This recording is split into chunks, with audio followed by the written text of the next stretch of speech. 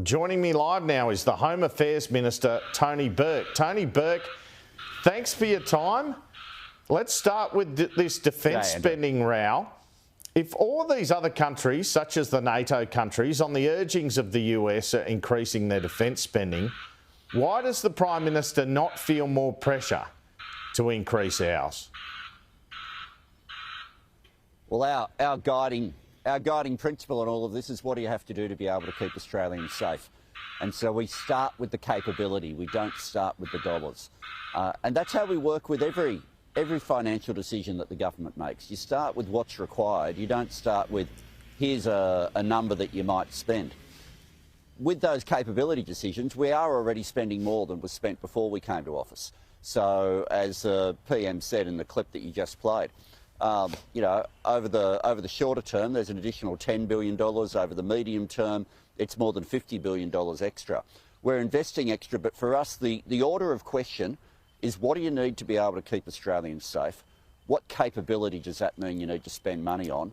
And then that has an answer as to what dollars are required. We don't do it in the opposite direction. Does it get to the point, though, Tony Burke, where this risks the alliance with the US? Joe Hockey told Laura Jays last week that, quote, the danger is at the moment that we can slip from being a Tier 1 ally of the United States to a Tier 3 ally. The relationship with the United States and the cooperation that happens, particularly with a lot of the work that happens on our continent, are very important to the United States. And so, you know, there'll be discussions that go back and forth, but our starting point is always about capability. So you feel you can say no to the US on a target? Well, we make decisions on behalf of Australia and on behalf of Australia's national interest. The relationship with the United States is really important. We have mature, decent, respectful conversations with the United States. But as I say, the conversation doesn't start with the dollars at our end. It starts with the capability. It is true around the world now that the world is a less stable place than it was.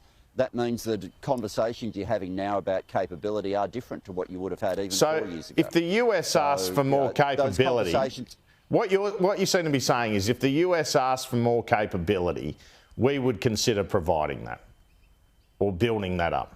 Well, the starting point, yeah, but we look at it from the perspective of if Australia requires more capability. So we look at it from the Australian national interest. Our alliance with the United States is a critical part of that, but we look at it from the perspective of keeping Australians safe. We look at what capability is required, and that so far has meant over time we've been spending more money on defence than happened before Labor came to government. Would you agree it's in Australia's national interest to have a healthy alliance with the United States? Oh, I'm very strong supporter of the alliance with the US, completely. But what if it hinges on this question? That's my point. Well, you're saying what Joe Hockey has done as question. No, I'm saying that if the issue of defence spending, if the alliance, the strength of the alliance hinges on that, surely some consideration should be given to going forward with the US on that. And what I'm responding with is you've got a hypothetical there of you know, putting the alliance into doubt. That's not where conversations are at with the United States. The alliance with the United States is strong. It needs to be. That's important for Australia's national security. It's a part of keeping Australians safe. Any conversations about what we need to do don't start with the dollars and just say, oh, whatever you spend it on, that'll help. They start with the capability, and that's a responsible way of making sure that you get the best possible outcome for the safety of Australians. All right, as I said at the top of the show, Tony Burke, you're part of the National Security Committee of Cabinet. Does the intelligence show that the US strikes on Iran had a major effect in terms of sending Iran back in their nuclear capability? I won't answer in terms of intelligence, but what's already there on the public record makes clear that this is well, first of all, it is in the interests of global peace that Iran does not have a capacity with nuclear weapons. Iran has been in breach of international obligations on that, and the US strikes were targeted very specifically at the potential of nuclear weapons from Iran. And we are glad that those setbacks have occurred. So it's your belief that the program has been set back, because this has been the subject of some debate in the US, as you're probably aware. It's your belief that they were a success, those strikes, is it? Oh, my understanding of the debate in the United States has been the extent of the setbacks, but I haven't seen anyone doubt that the US strikes on those sites has caused a significant setback for Iran's capability in terms of developing nuclear weapons. What did you make of Donald Trump's comments on Iran and Israel, and they didn't know what they were doing?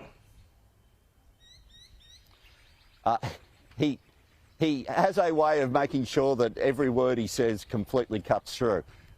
And I think what he did there was make very clear that when there's an agreement to a ceasefire should hold. Australia wants the ceasefire to hold as well. It is time to be able to shift back towards diplomacy and in the interests of, just as it's in the interests of peace for Iran to not have a nuclear weapons capability, it's also in the interests of peace for that ceasefire to hold. You announced on Friday that the Australian government would be prescribing this right-wing terror organisation, Telegram, as a terrorist group.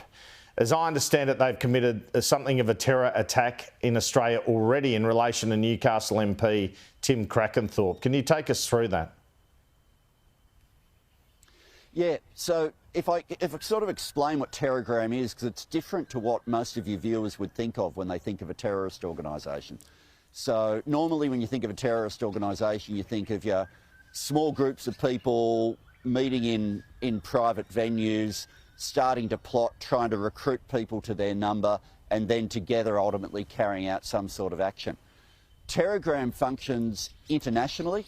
All the members of it are anonymous, and effectively it functions more like a giant chat group on the platform Telegram, where on that platform they have things called channels and a series of subgroups within them. But what they're doing on that group is not just spreading a whole lot of racist forms of bigotry and other forms of bigotry. They then also share how-to guides on how to conduct a terrorist attack, encouraging people to do so. And then when it comes to the moment of the attack, the person will often live stream it back into the group. That live streaming attempt is something that we saw on our own shores in the foiled attempt, but nonetheless attempted terrorist attack that you refer to. So when it comes to these listings, I'm very conscious of wanting to prioritise the ones where there is a direct threat to Australians. Telegram has been shown to be a threat on our shores. As I say, different to what we normally think of when we think of terrorism, but a very direct attempted attack on an Australian Member of Parliament. And I'm very glad now that we've got the penalties in place, that just being a member is 10 years imprisonment. If you're trying to help Telegram, you're trying to recruit for them, 25 years imprisonment. These are serious penalties on top of the criminal offence that might be occurring with the physical action itself. And I recall at the time of that Tim Crackenthorpe incident, or looking at it yesterday, that the Prime Minister revealed his family were actually threatened by the same sort of organisation or chat group.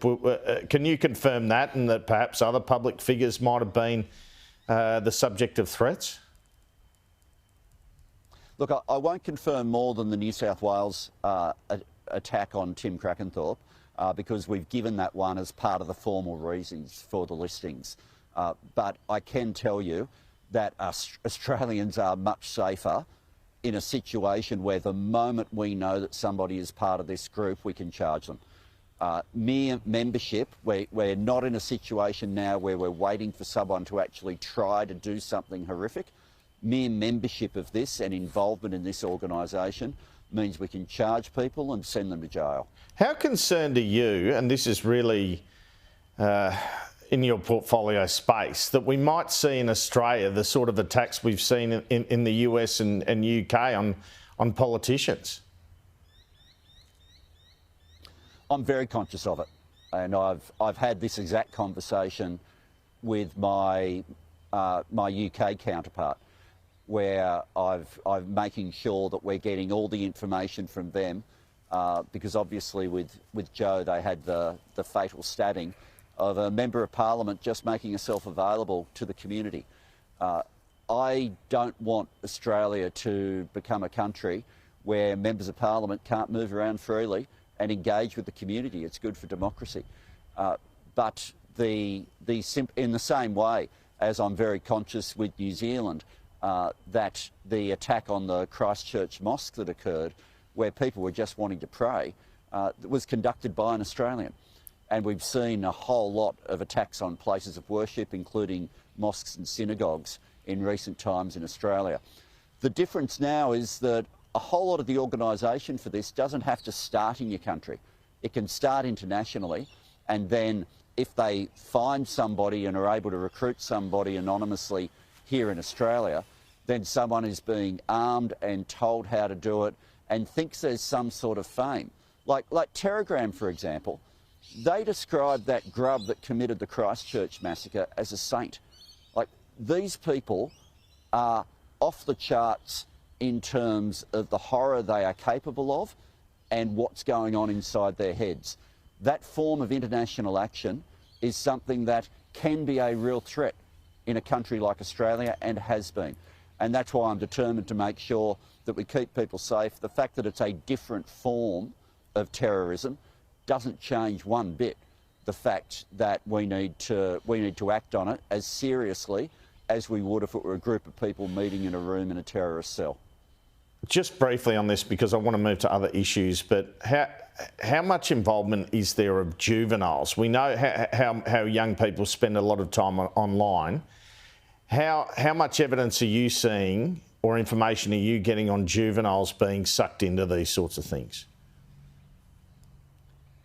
It's real.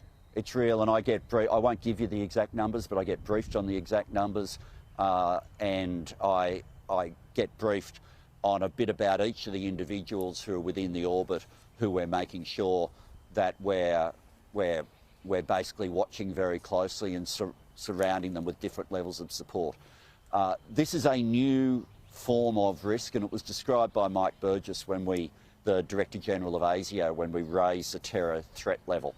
So effectively now we have a disproportionate number, and if you look at where the increase is happening its fastest, it's teenage boys, and they'll be in often online gaming platforms, and effectively they'll be playing with somebody who they've never met, who they presume is someone of their own age, and they'll be going through missions together. They'll feel that they're building a relationship, and then that person will start to gradually try to take them down a pathway.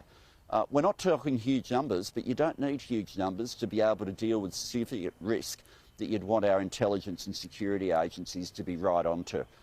This Sure. is a growing form of terrorism, and this is why there's a New South Wales program that we'll be making a further announcement about shortly, but I referred to it a few months ago that we were going to start to try to roll it out nationally, where New South Wales have a program where if parents are concerned, they don't have to, they can go somewhere other than the police to be able to get immediate support around their children.